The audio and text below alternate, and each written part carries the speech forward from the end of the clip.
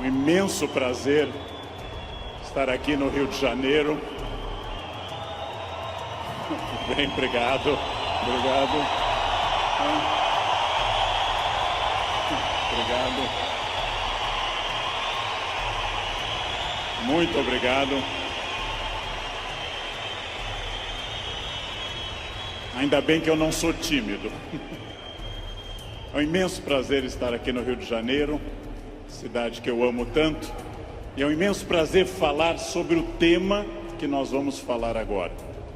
O tema que nós vamos falar agora, se eu for feliz, e vocês receptivos, como parece que são bastante, se eu for feliz e vocês receptivos, corre o risco, temos a chance de que seja um tema que transforme a vida de vocês.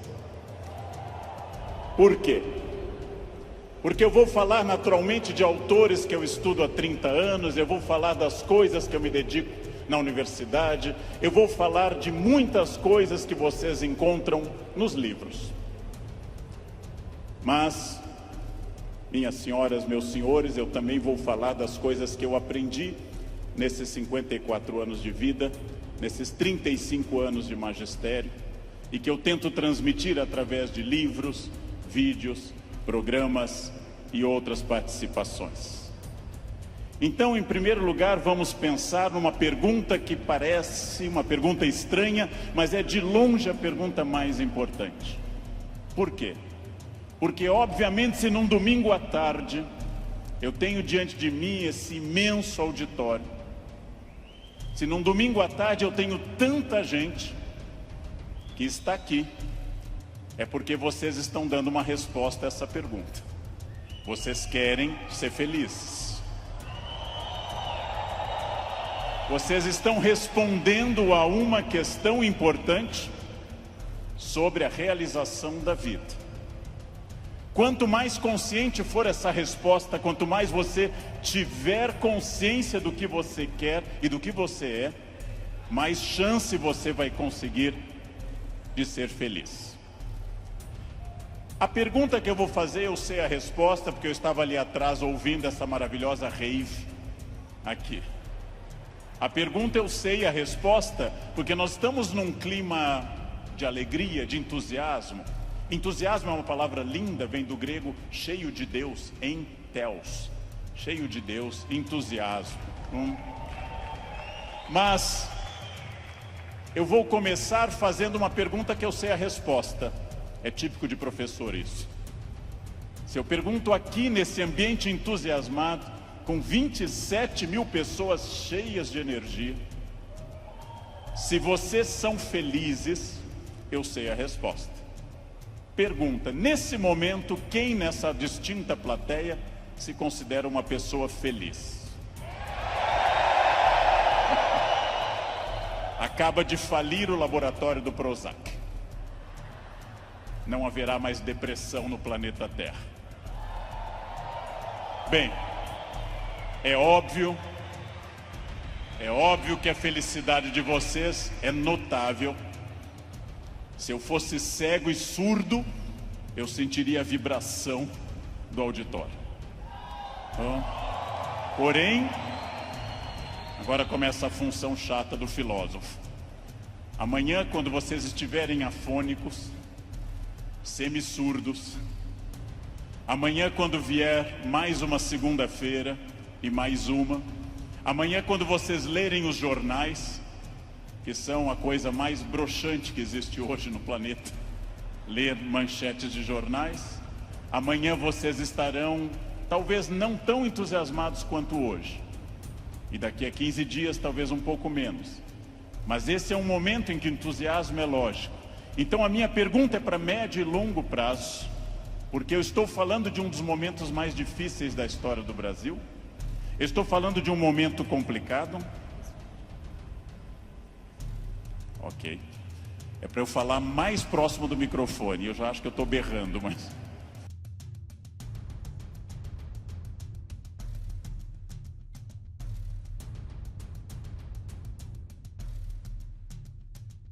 É para eu falar mais próximo do microfone. Eu já acho que eu estou berrando, mas... Num momento da história do Brasil onde existe uma dificuldade imensa. Eu não vou citar o nome dessas pessoas, porque dizem que o simples nome atrai energia negativa para o ambiente. Vamos chamá-los de Voldemort 1, Voldemort 2. Bem, muito difícil que eu consiga pensar, porque da mesma forma que nós temos um momento político difícil, nós temos um isolamento enorme neste país, e as pessoas quase todas estão fechadas sobre seus aparelhos, estão fechadas sobre aquilo que estão lendo e vendo, estão mais olhando suas telas do que outras pessoas.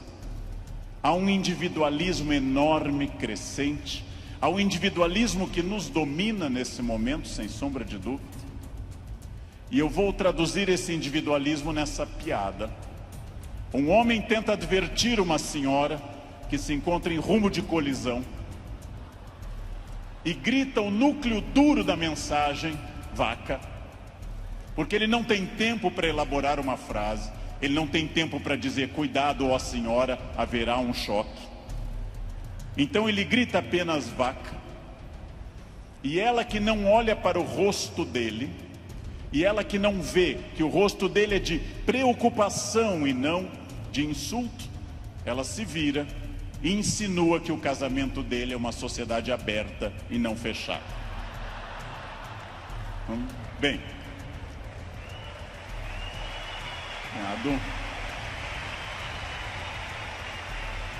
primeiro problema e primeiro conselho que eu dou a vocês, para que vocês reflitam, aceitem ou rejeitem como desejarem. Primeiro conselho importante: olhem para o rosto das pessoas. Olhem para o rosto dos clientes, olhem para o rosto de quem está comprando, porque o rosto humano é um livro poderoso que traduz tudo. O rosto humano lhe diz, eu estou adorando, eu estou detestando, eu estou entediado, eu estou entusiasmado. Comecem a olhar para o rosto, comecem a mandar menos emojis e emoticons pelo celular, e comecem mais a olhar para o rosto humano que traduz tudo que você precisa saber. Chego a sugerir ousadamente que vocês olhem para o rosto das pessoas da própria família, que conversem com maridos e mulheres. Olha a minha ousadia. Que olhem para essas pessoas. Que vocês passem a avaliar valores, emoções, sentimentos. Que vocês passem a pensar claramente em cada indivíduo único.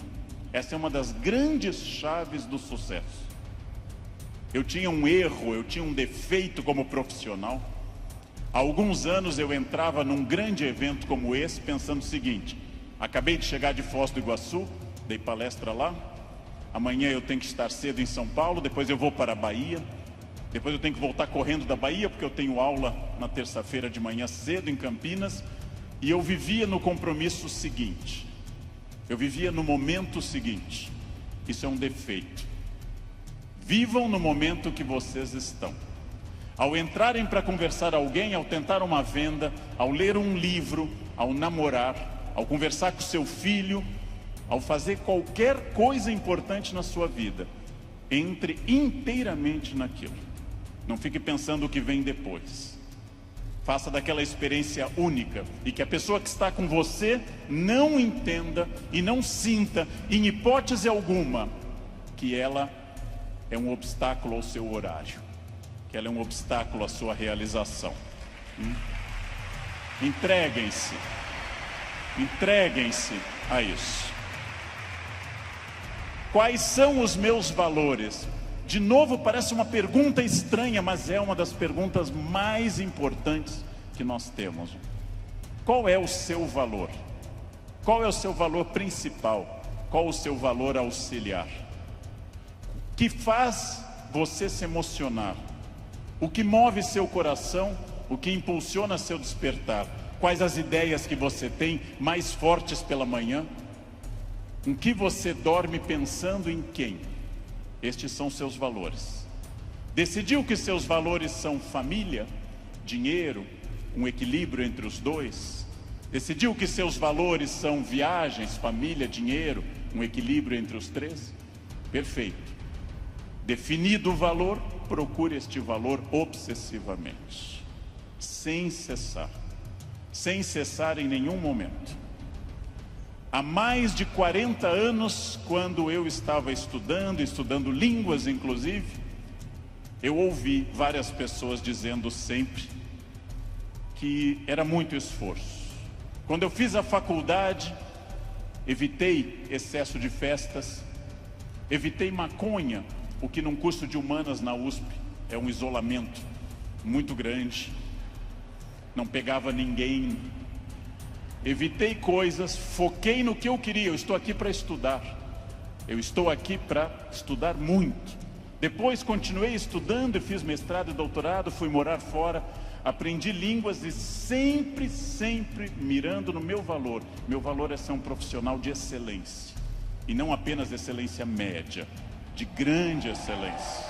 Então, eu mirei desde o início, gente. Eu mirei na ideia que eu quero ser Alexandre o Grande, não Alexandre o Médio, nem o Pequeno.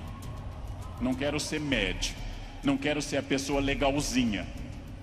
Por incrível que pareça, e até vaidoso que possa parecer a vocês, mas isso foi um lema de vida.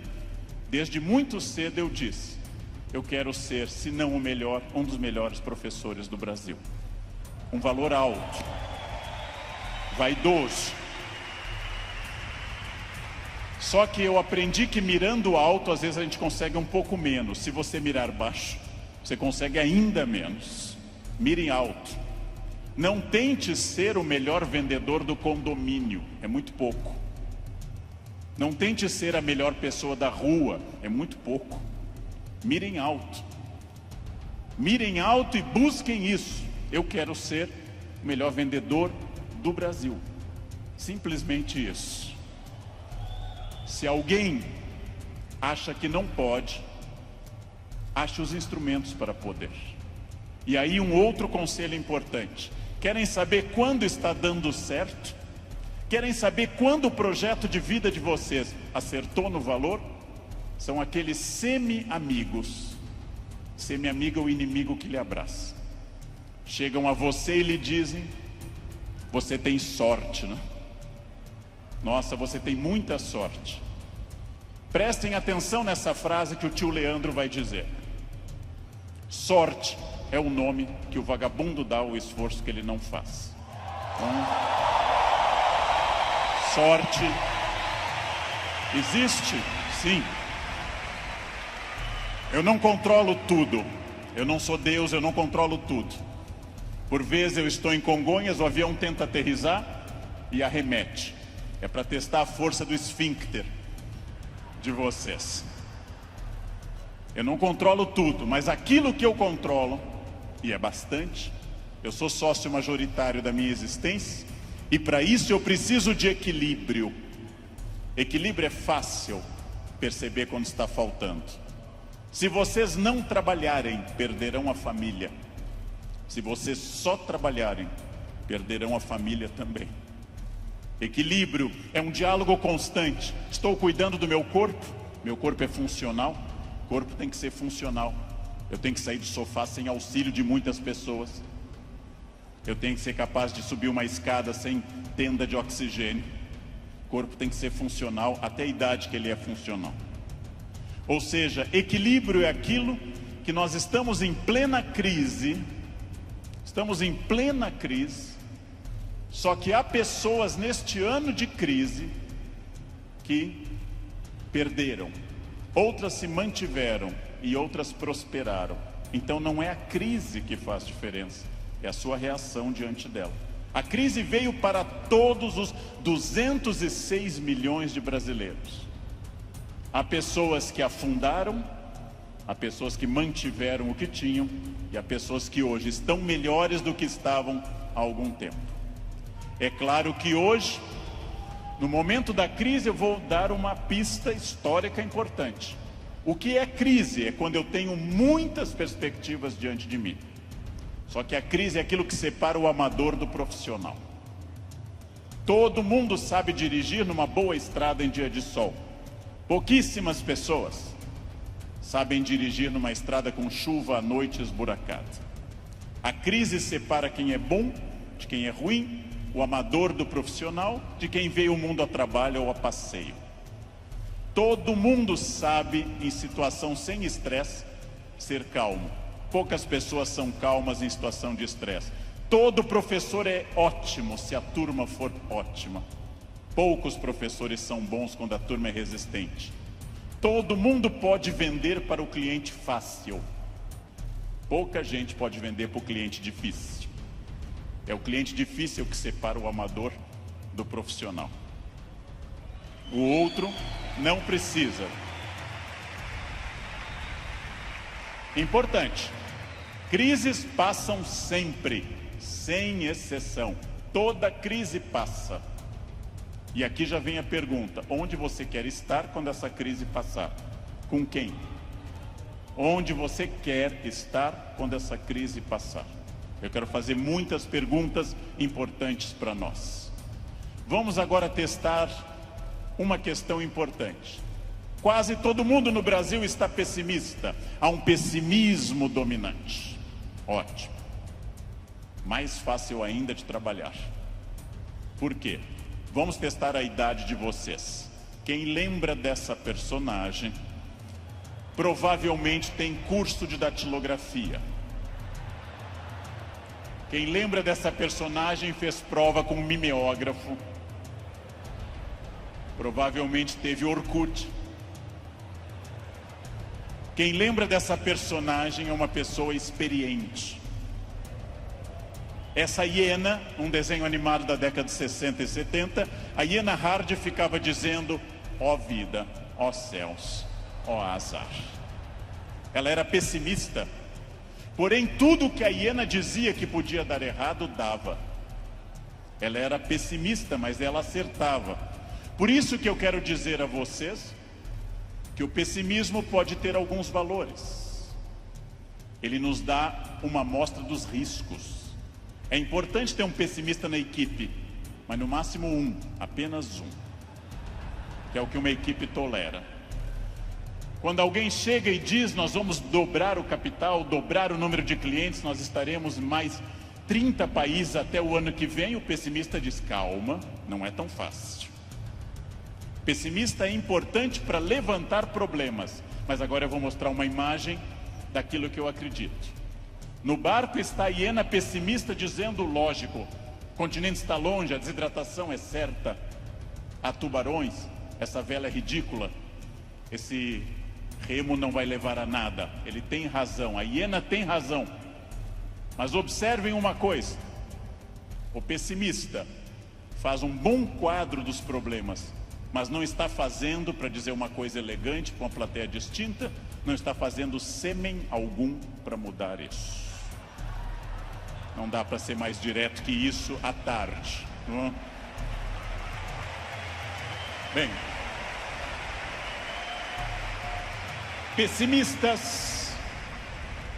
pessimistas são bons para levantar os riscos.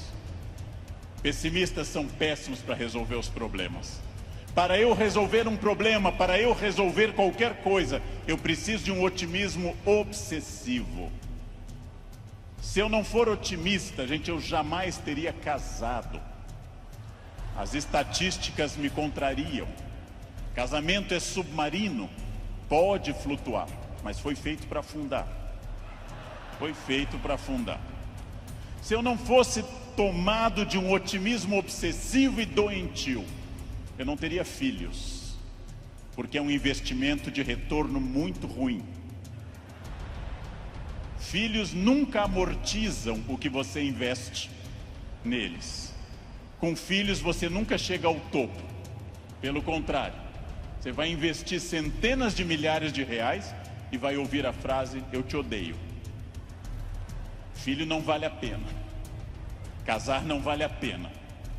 Porém, se nossos pais não tivessem tido esse otimismo obsessivo, nenhum de nós estaria aqui hoje. Então, Mais uma vez, um conselho forte. Ouçam os pessimistas. Para pessimista não vale a mãe é sempre otimista com vocês. Ouçam um cunhado, cunhado é bom para isso. Ouçam o cunhado. Ouçam os pessimistas. Vejam o que eles têm a dizer, agradeçam. Enquanto eles falam, tenham aquela reação bovina. Ouçam. Depois agradeçam e comecem a trabalhar com otimismo total. É só assim que se cresce. É só assim que se consegue alguma coisa. Eu não sei quem governará o Brasil no ano que vem. Pela tradição republicana, o pior possível, mas ainda não escolhemos. Eu não sei, aliás, nem quem governará o Brasil no fim deste ano. Eu tenho total incerteza, mas quero garantir a vocês que, apesar da imprevisibilidade, há uma chave na mão de vocês chamada preparo. Quem daqui ler mais livros sobre técnicas boas de venda, estudar mais psicologia de vendas, quem tiver mais método, quem for mais otimista, quem for mais metódico, não sabe o que vai enfrentar, mas estará melhor do que quem não fizer isso. Não sei onde estaremos, gente. Não sei onde estaremos. Vejam, em nenhum momento na graduação de História e Filosofia, em nenhum momento fazendo mestrado ou doutorado ou estudando fora, eu imaginei que um dia eu teria a honra de falar para essa plateia tão numerosa e entusiasmada. Em nenhum momento. Jamais. E não obstante, ter estudado me trouxe até aqui. Ou seja, essa é a chave. Pergunta óbvia: onde você quer estar o ano que vem? Eu não sei o ano que vem, eu não sei 2018, eu não sei 2027, daqui a 10 anos. O futuro é sempre nebuloso. Gente que há 2, 3 ou 4 anos governava este país e tinha uma renda maior que todo esse auditório junto, hoje está tendo uma hora de sol em Curitiba. Então, futuro é sempre oscilante. Porém, vamos transformar essas palavras. Substituamos passado por experiência, o que os trouxe até aqui. O presente, ação, esse encontro aqui na Barra. O futuro é estratégia, o que vai ser gestado nesse dia para o que vem pela frente. Se vocês pensarem em futuro como estratégia, entenderão que sim, o futuro é absolutamente imprevisível. Mas quanto mais estratégia eu tiver, mais eu vou controlar. A chuva vai vir para todos. Quem souber nadar melhor vai sobreviver. Esse é um dado óbvio. Bem, mas eu erro bastante. Eu, Leandro, sou hoje melhor professor, porque já errei bastante. Eu, Leandro, erro. Errar é humano. Lembrem que no nosso mito fundacional judaico-cristão, a primeira empresa do mundo chamou-se Éden, e o proprietário selecionou 2 funcionários, dali mesmo, não fez seleção externa, criou ali dentro do Éden mesmo. Deu apenas uma regra, fez uma semana de compliance e deu apenas uma regra. Só não pode comer uma fruta, o resto tudo pode.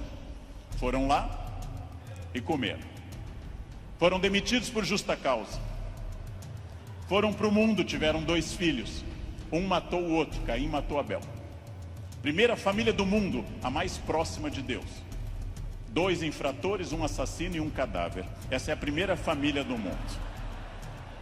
Uma família que tinha tudo para dar certo, gente. Não tinha sogra, não tinha nora e não tinha genro. Uma família perfeita. E deu errado. Pergunta: nós somos filhos deles. Errar é humano. Significa que todos que estão aqui, com exceção dos mentirosos, já erraram. Só os mentirosos nunca erraram, porque são mentirosos e dizem que nunca erraram. faz uma coisa que eu treino há mais de 50 anos diariamente. Eu treino andar. Faz mais de 50 anos que eu treino diariamente e eu tropeço. Erro é um recado. Erro é um recado enviado para dizer que você pode mudar de estratégia, tem que aprender, tem que ter cuidado. Erro é fundamental. Errou, não conseguiu, não atingiu meta, falhou, ótimo. Se você aprender, você será melhor. Senão será só um chorão. Aprenda. Aprenda com o erro, gente. Aprenda com o erro. Erro lhe tira da zona de conforto. O que é a zona de conforto? É aquilo que me deixa satisfeito, feliz. Zona de conforto é aquilo que estraga o meu desafio. Ostra feliz, diz Rubem Alves, ostra feliz não desenvolve pérola. A pérola é a resposta da ostra a isso. Por que a ostra faz uma pérola? Porque um grão de areia a incomoda e ela reveste com madrepérola. Sem isso a ostra não produziria pérola. Zona de conforto é aquilo que lhe deixa repetindo. Eu caso, e caso como todo mundo com entusiasmo, querendo cuidar muito, fazendo muito afago e afeto, e vou ficando mais confortável no casamento, passo a ficar mais tempo no sofá, passo a usar moletom, passo a beijar minha esposa na testa, sinal claro de declínio erótico. Passo a chamar minha esposa de mãe, que é para não ter nada sexual mais, porque com a mãe ninguém tem nada. Perco a atenção na roupa de baixo, e ela, ao invés daquelas lingeries lindas, de seda e renda, vermelha e preta, passa a usar bege, de algodão, lavadas com sabonete no box, dia após dia. E assim os dias vão se sucedendo e finalmente chegamos ao ponto mais baixo da relação. Os dois passam a usar croque. Acabou. Acabou. Não há sexo com croque, jamais. Bem, salvo se alguém aqui está de croque, é exceção do que eu estou dizendo. Fica muito bem em você. Fica muito bem. O que acontece com a zona de conforto? Eu passo a não querer fazer mais coisas certas nem com entusiasmo. Eu passo a achar que está bom estar no aquário lotado porque é conhecido. E eu não busco um aquário mais desafiador e maior. Tudo o que te agrada te engana. Tudo o que te seduz e te deixa confortável te conduz à mediocridade. Quanto mais você tiver desafios, mais você vai responder a esses desafios. Zona de conforto é muito curiosa, porque ela significa o fim da luta. Saiam da zona de conforto. Pensem seriamente que tudo está em mudança, tudo está envelhecendo, tudo está passando, tudo aquilo que não está se expandindo está encolhendo. Tudo aquilo que não está melhorando está piorando. Isso é a realidade do mundo. Se você não mudar o seu negócio, alguém mais jovem e mais dinâmico vai mudar. Nesse momento, alguém está tendo uma ideia de vendas melhor que a sua. Isto significa que quem se dedica a ser um profissional precisa permanentemente levar em conta essa frase: mudar é difícil, me ensinaram os norte-americanos. Mudar é difícil, não mudar é fatal. Mudar é difícil, não mudar é fatal. Isso é fundamental. Tem duas opções: enfrentar a mudança, enfrentar o desafio e pensar: esse ano eu consegui isso, que bom, e agora? Ah, mas eu já falo inglês. Ótimo. Qual o passo seguinte? Eu já consegui a minha casa, perfeito. Era esse o seu objetivo material? Qual é o passo seguinte nos outros objetivos? Não mudar é fatal. Protagonismo é quando eu entendo que a minha vida não mudou por causa dos astros. Não mudou porque Mercúrio estava retrógrado. Não mudou porque Saturno está sob meu signo. Mudou porque eu agi. Mudou porque eu fiz alguma coisa. Protagonismo é isso. Não é fácil tomar essa decisão. Não é fácil olhar além do horizonte e perder essa ação reativa de quem simplesmente acha está faltando isso, está faltando aquilo. Não é fácil.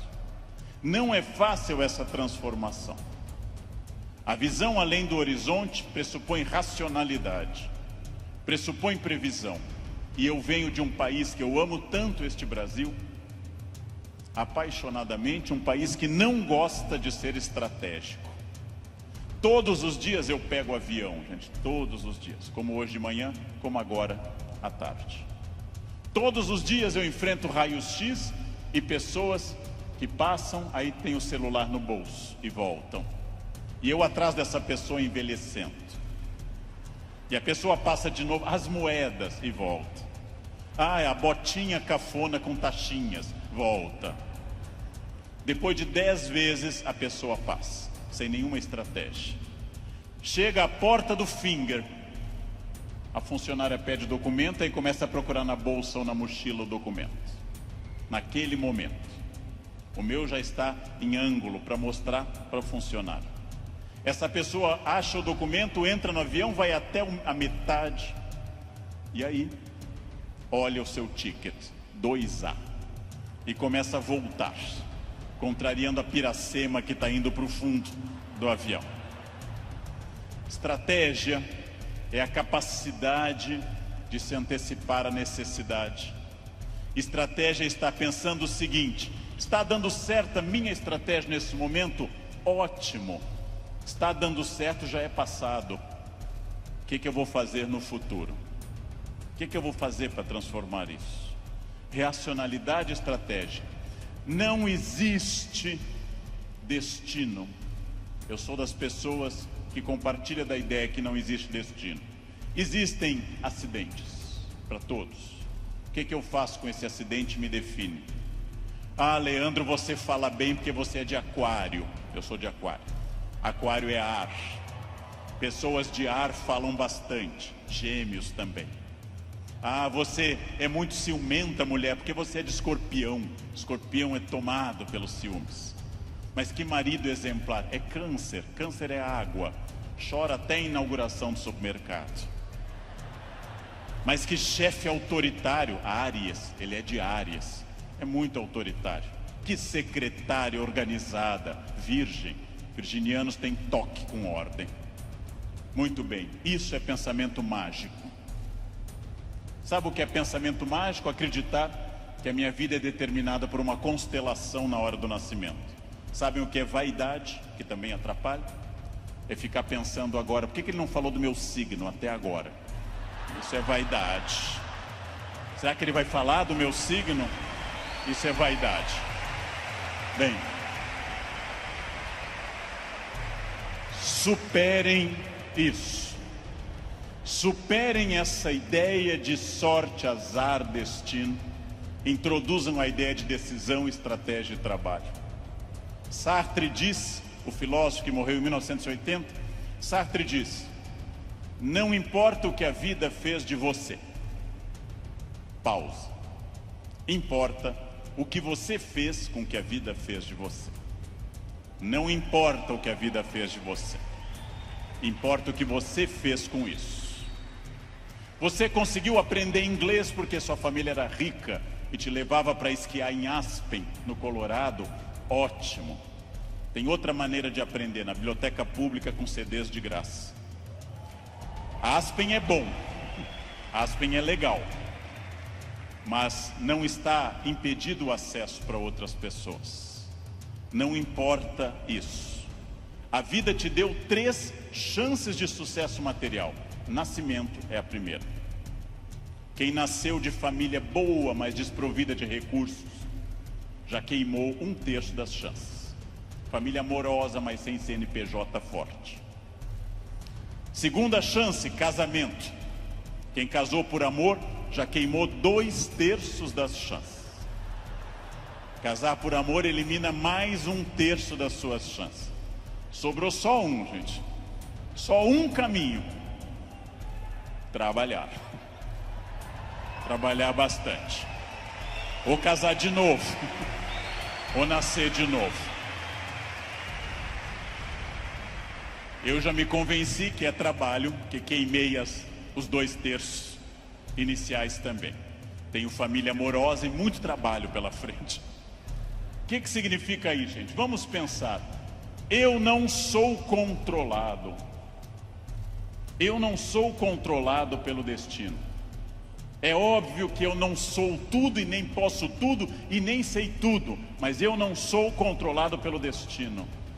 O primeiro exercício que eu quero que nós façamos daqui para frente é o seguinte: dentro do padrão do humano, eu não posso desejar imortalidade, está fora do padrão do humano. Tirando a rainha Elizabeth, ninguém é imortal no planeta Terra. A Beth é imortal, é uma Highlander. Eu não posso dizer, eu me cuido, você vai morrer igual. Vai ser um cadáver bem cuidado. Eu hidrato a pele, vai ser um cadáver hidratado, bonito. Eu malho todos os dias, um cadáver definido, bonito também. Muito bem. A não ser que vocês queiram evitar Alzheimer, aí o meu conselho é: comam bacon, pururuca, banha.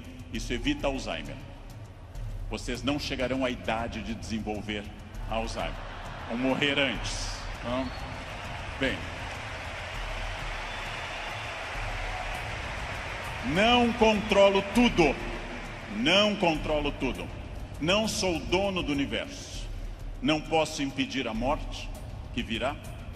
Mas entre o nascimento e a morte eu controlo muita coisa. Toda crença em destino, vocação, talento, é uma crença que tende a disfarçar o que de fato faz a diferença. E o que de fato faz a diferença é o esforço. Eu tenho uma sorte imensa quando as pessoas me dizem: Leandro, você tem sorte. Eu tenho uma sorte imensa. E essa sorte se repete diariamente, porque eu acordo às 4 da manhã. Essa é uma sorte diária. Basta eu começar a dormir o dia todo que a sorte se vai. Ninguém me controla. E eu acredito, como os filósofos gregos, que a vida pode ser mais racionalizado. Eu acredito que eu tenha condições de interferir na minha vida. Eu acredito que quando eu faço a pergunta, o que estamos fazendo de nós mesmos, eu posso dar uma resposta objetiva e prática. O que eu estou fazendo de mim? É um momento para pensar. O que eu estou fazendo de mim? Essa é a vida que eu estou querendo levar? Com as pessoas que eu quero? A vida é muito curta, gente, é muito rápida, é muito passageira. E ouçam alguém de mais de 50. Depois dos 40 parece ficar mais rápido ainda. Parece que passa numa velocidade incrível. A vida é muito curta para que se perca tempo numa existência medíocre, numa existência pequena, numa existência fraca. A vida é muito curta para que eu tenha uma família que eu não ame, para que eu tenha um emprego que eu não goste, para que eu tenha um trabalho que eu não me dedique. Ela é muito curta para eu ser medíocre. É muito pouco tempo para isso. Perguntem o que estamos fazendo de nós mesmos e sigam o conselho que Sócrates fundou a filosofia ocidental: conheçam-se, conhece a ti mesmo, conhecimento de si. Sigam esse conselho, sigam essa ideia de saber quem vocês são. Se eu me conhecer, ninguém me ofende. Se eu me conhecer, ninguém me ataca. Já disse isso várias vezes na internet. Quando alguém me xinga no trânsito, eu tenho que saber se a pessoa está dizendo a verdade ou mentira. E nos dois casos eu não posso me ofender. Conheçam-se. Saibam quem vocês são. O ano passado um aluno bateu a porta na minha cara e gritou: careca. O que eu vou dizer para esse aluno? Não.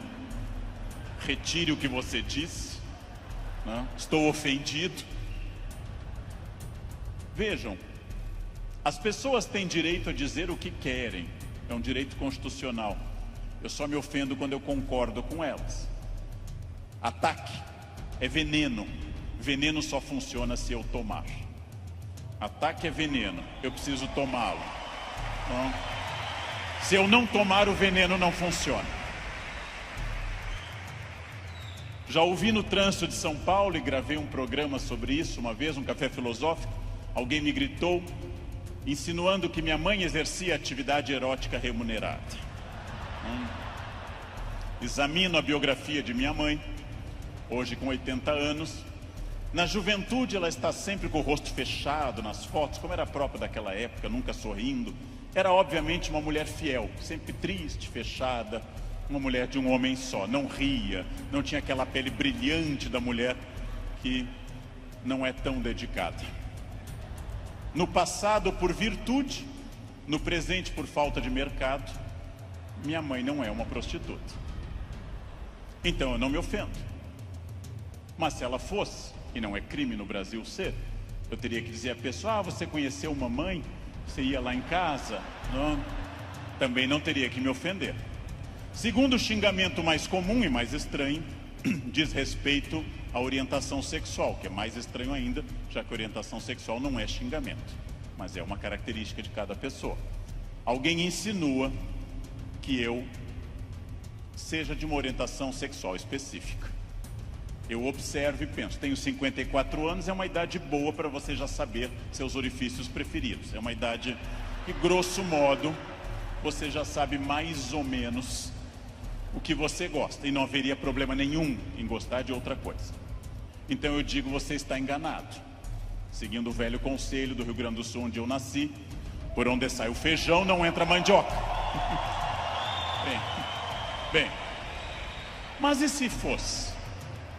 E se fosse, sem problema algum, eu diria a essa pessoa também, você me conhece? Eu não lembro do seu rosto, mas eu olho sempre o travesseiro, quer dizer, eu não vejo, estou sempre na fronha, eu não lembro bem do seu rosto. Sem problema também. Quando alguém lhe xinga de velha, de feio, de babaca, de filho de alguma coisa, quando alguém lhe xinga até dizendo um time de futebol específico, que eu não vou repetir, resta você saber, a pessoa está certa ou errada. Se ela estiver certa, ela não está me ofendendo. Se ela estiver errada, está me ofendendo. A vida é muito curta para que eu perca tempo com babacas cheios de ódio. A vida é muito curta para isso, né? É muito curta. Evitem esse problema. Quem se conhece não se olha como Superman e na verdade é o pateta. Quem se conhece sabe dos seus limites e explora esses limites ao máximo. Quem se conhece sabe, talvez eu não tenha vindo ao mundo tão bonito, talvez eu não tenha vindo ao mundo tão alto, tão rico, tão hábil em línguas. Eu posso fazer muito com isso, muito. Posso esticar esses limites ao máximo. É fundamental conhecer-se, sempre, sem exceção, sem nunca perder de vista que consciência é a chave da transformação. Consciência é a chave de todas as transformações. Respostas claras, objetivas para a pergunta que eu fiz no início. O que eu quero? Onde isso vai me levar? Quem sou eu? Isso me torna ou não feliz? Consciência. Controlar a vaidade. O principal elemento de descontrole de uma vida. Trabalhei para homens muito importantes nesse país. Trabalhei com pessoas fundamentais deste país. E quase todos com o mesmo pecado. O pecado da vaidade. O pecado fundacional da humanidade, o de Lúcifer. O pecado de se achar mais do que é. E de achar que os outros concordam com isso. Mire em ser mais do que você é. Mas saiba exatamente quem você é. Para que o mundo não precise lembrá-lo disso com frequência. É melhor que qualquer pessoa, cobramos mais o corpo com roupas e alguém diga, nossa, você está muito bem, poderia deixar mais alguma coisa à mostra, do que alguém que diga, vai colocar uma burca, meu filho, tá demais. Quer dizer, esperem, saibam quem vocês são. Saibam quais as lutas que valem a pena. Por quê? Porque a vida oferece algumas lutas muito boas. Família é uma delas. Luta contra o racismo é uma luta muito boa. Dedico parte da minha vida a isso. Luta contra a violência sobre as crianças, luta contra a pedofilia é muito boa. Essas lutas são boas, merecem toda a nossa energia, merecem todo o nosso empenho, talvez até a vida. As outras, não. Não. Escolham a luta, gente. Escolham as lutas. Não é boa luta o trânsito. Não é boa luta. É ridículo brigar no trânsito.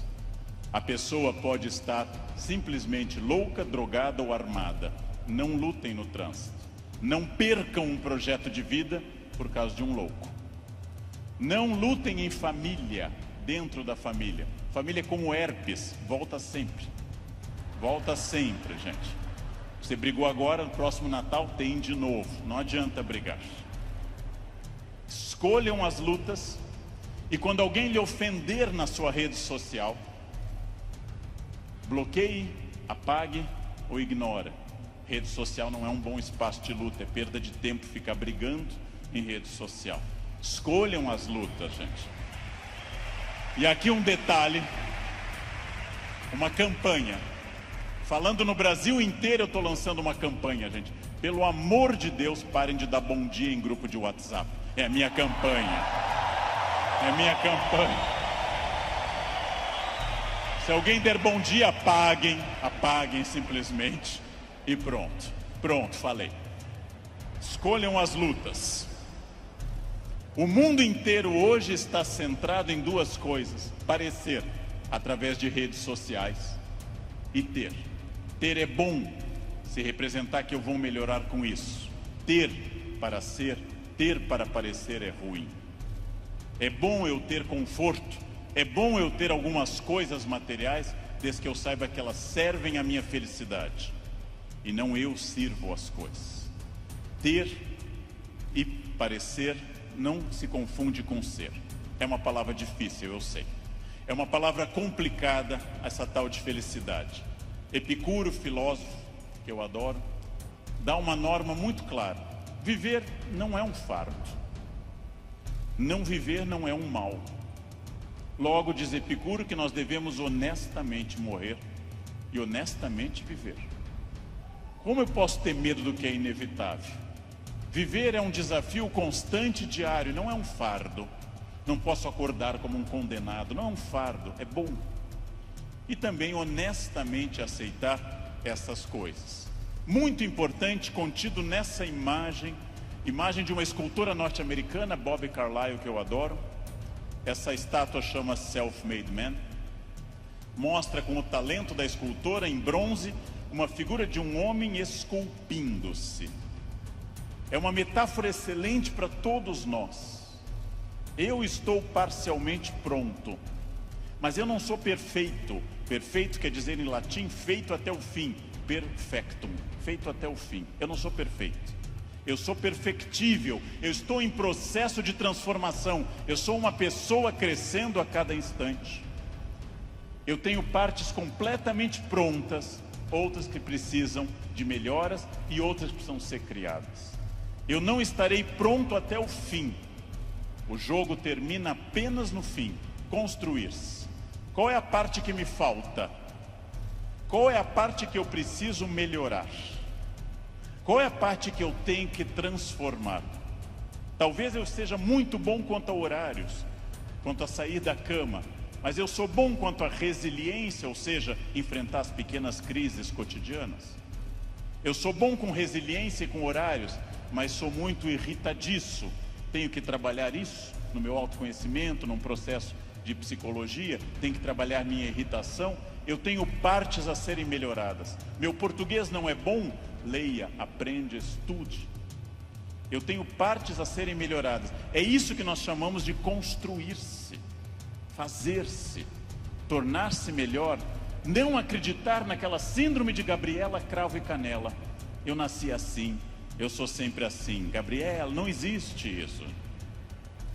Não existe nada que eu não possa transformar dentro do padrão do humano. Construir-se, fazer algo novo, fazer uma ideia nova, interferir no meu corpo, na minha renda, na minha família. Freud morreu em Londres fazendo essa pergunta nos seus 2 últimos anos de vida, 1938 e 39. O que as pessoas buscam tanto a infelicidade e quando encontram, ficam admiradas como se fosse uma coisa surpreendente. Por que que as pessoas mantêm uma família difícil, em ambiente difícil? Por que que fazem programas ruins, estressantes? Porque ano após ano repetem o mesmo erro. E depois, quando vem a infelicidade, na forma de insônia, ansiedade, depressão, angústia, elas ficam surpresas. O que que houve com a minha vida? Houve o que você fez. Houve o fruto do seu projeto. Houve a sua ação, houve a sua mão neste cinzel. Trabalhem. Uns têm que trabalhar mais. Uns precisam um esforço maior. Tem gente que anda 5 minutos na esteira e define abdominais. Eu tenho raiva dessa gente. Tenho raiva. Tem gente que come brigadeiro dia e noite e está com 2% de gordura. Quero que morram. Eu vou ter que comer capim sem parar. Vou ter que correr daqui até o Recreio dos Bandeirantes e voltar fazendo num pé só para perder 100 gramas em 2 meses. Não é fácil. E devo dizer a vocês, vai piorando com o tempo. Não é fácil, mas é possível para todo mundo. É possível para todo mundo. Esculpam-se. Criem-se. Façam algo assim. Sejam alguém diferente. Façam algo que transforme a sua vida. Parem de ficar na estrada lamentando o que teria sido. Tirem o futuro do pretérito da cabeça de vocês. O que teria sido não tem importância. Só tem importância o que é e o que será. O presente e o futuro, né? Só. Ah, se eu tivesse feito isso. É irrelevante o futuro do pretérito no projeto de vida. Condicional em inglês. Não existe isso. Não pensem em nada que não seja fruto dessa ação. É isso que eu tenho perseguido sistematicamente nos últimos anos. Aquilo que eu quero, as metas que eu desejo, o mundo que eu quero ver, seguindo o conselho do grande Mahatma Gandhi, líder da Índia, seja você o mundo que você deseja ver, ou seja, anuncie em você o mundo que você deseja ver. Como eu quero um mundo mais ecológico, eu vou reciclar lixo em casa.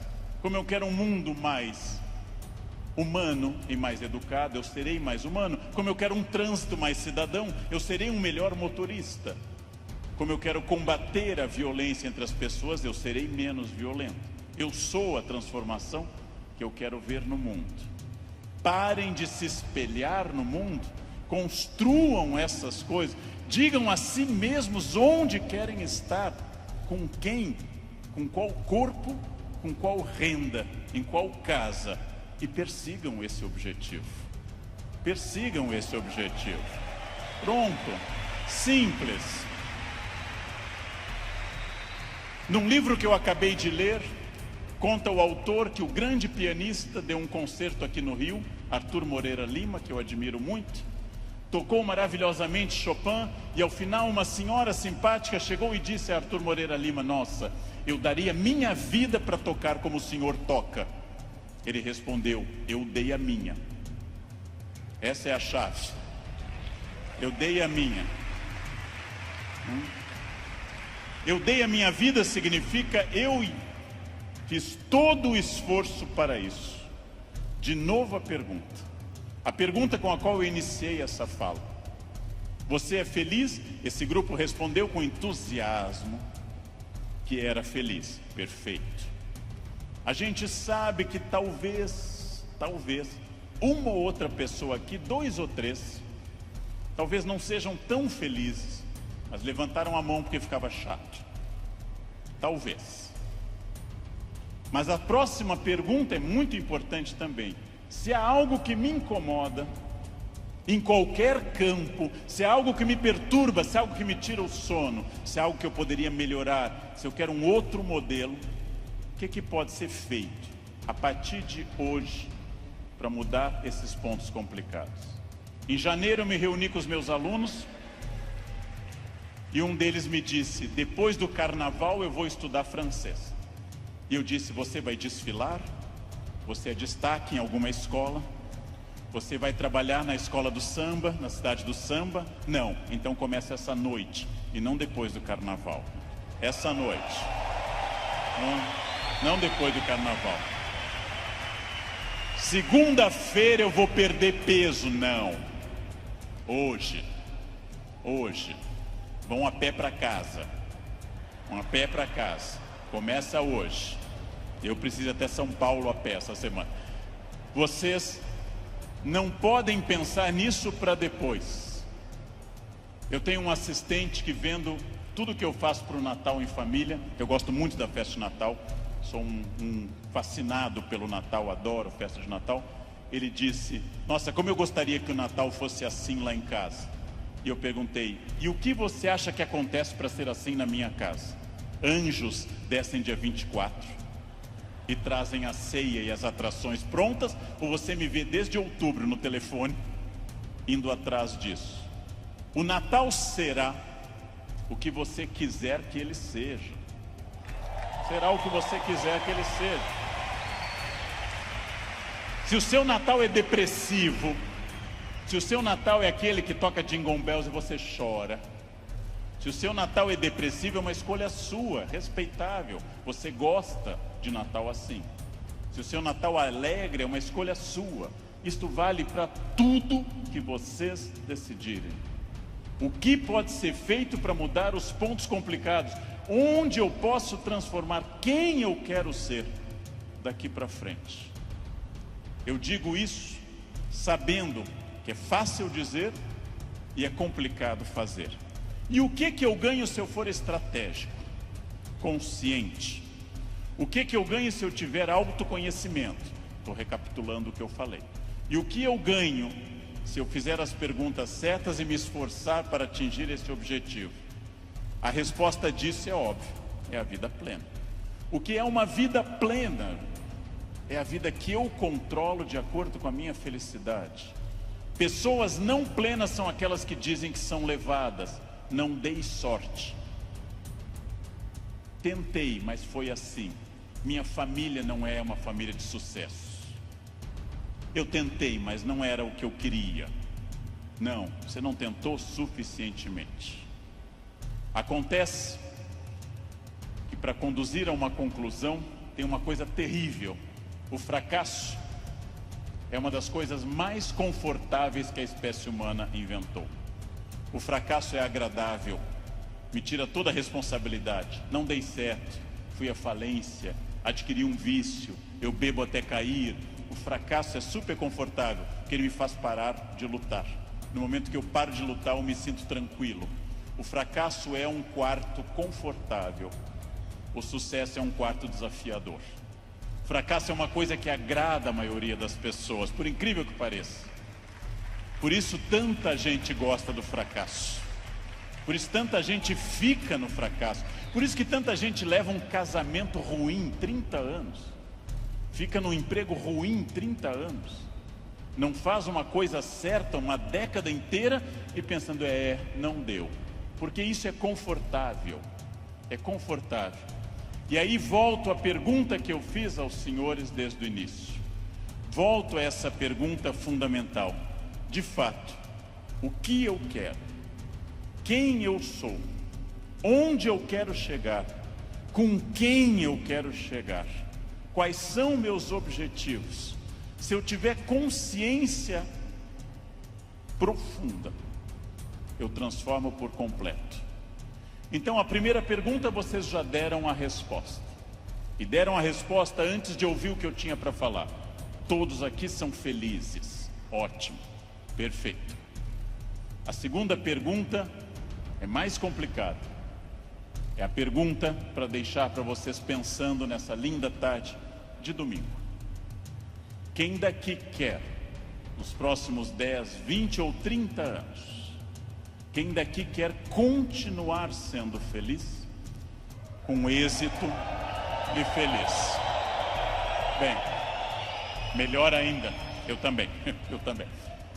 Melhor ainda, agora vai começar o primeiro dia do resto da vida de vocês. Agora começa a parte mais importante. Esqueçam o que passou. Esqueçam o passado. Esqueçam tudo que veio até aqui. Reinvente-se. Reconstrua. Faça dessa vida um espaço completamente diferente. Fácil. Sua vida vai continuar sendo muito feliz. Não se acostume ao fracasso. Acostume-se à felicidade. Desafiem-se. Sejam melhores. A vida só vale a pena se ela for intensamente vivida, intensamente aproveitada dentro desses objetivos. Por que que eu sei isso? Porque é o que eu faço aqui hoje, inclusive. Então, muito obrigado pela atenção de vocês. Muito obrigado. Obrigado. Muito obrigado.